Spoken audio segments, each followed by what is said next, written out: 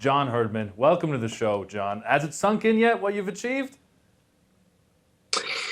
Yeah. When we woke up this morning, I'm thinking about my selection for Panama and the medical emails are coming in. But no, the support's been overwhelming. It's been surreal just seeing people sending their love. And, I went out for a run at about 10 a.m. this morning, and there's people walking around with Canada scarves right on the waterfront here, and guys trying to put one around my shoulders. It shows how slow I was running this morning. I tell you what, isn't it? It is amazing, John. And I honestly believe with 2026, we've got ourselves a position where we can, the sustainable situation that we can carry on. And I think soccer in this country has changed forever. But first of all, I want to talk to you about club football versus international football and the coaching differences. And there is a lot of them. And even though this group has done very well, and it's been seamless pretty much through all the qualifying campaign, there's large groups or large gaps in between competitive matches where players are getting sold, they're moving clubs, they might not be playing, they're out of shape, they might be playing coming out of off seasons, the leagues are overlapped.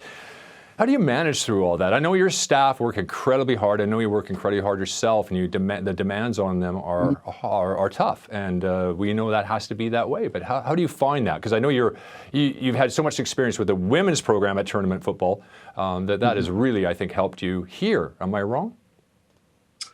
Yeah, it's without a doubt the most important part of, I think, the success of the staff in their ability to create that high-performance culture. And I had this conversation with Nick Bondas and Steve Reed and Peter Montopley when, we had the conversation about the job. And I'd been an international coach for 15 years. I've been to 5 World Cups, 2 Olympic Games, 3 Olympic Games, and been to 2 podiums. And when you've had those experiences, you understand the full makeup of one tournament play. It's very different to club football. And then ultimately these international environments where it's so unique, Craig. You've lived it as an international player. You get off an aeroplane, you're onto a training field, and within 3 days you're playing a match.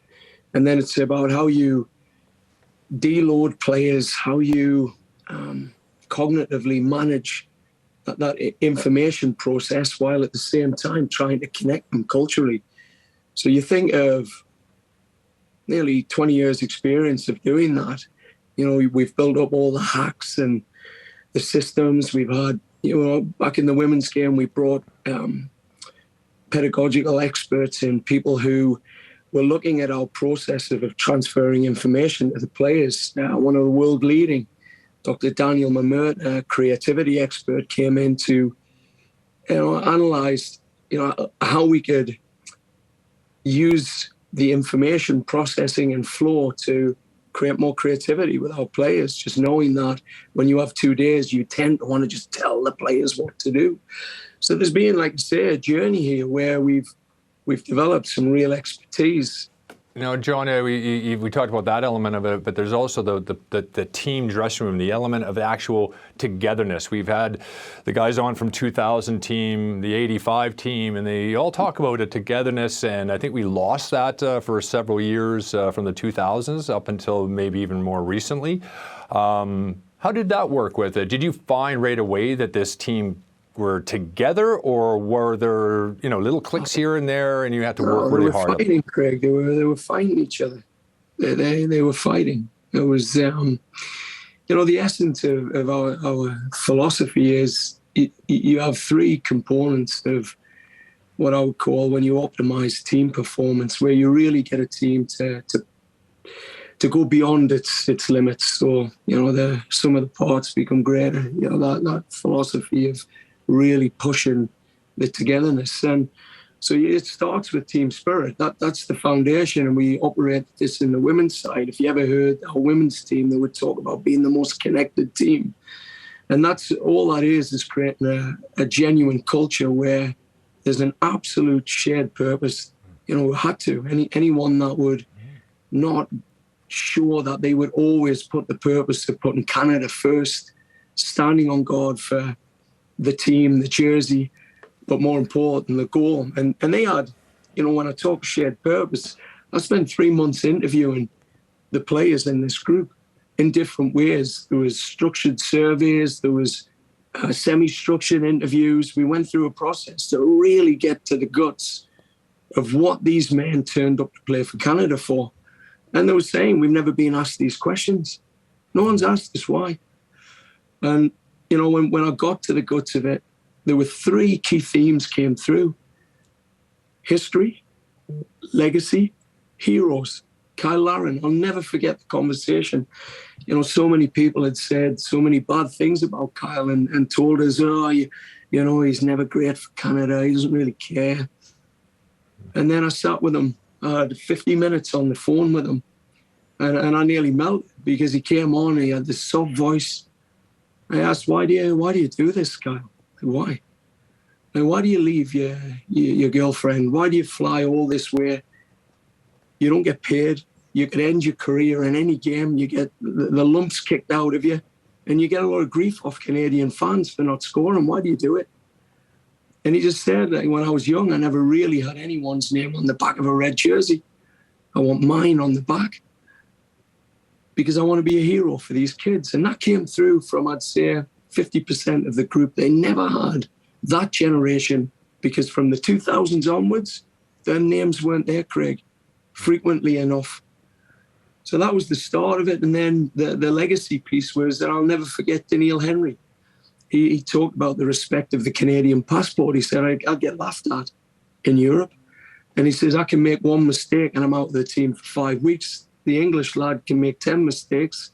He never gets taken out of the team because I'm Canadian. And that was the legacy. They wanted to pave a way through their performances to help kids, to help the future have an easier route in world football and have that respect.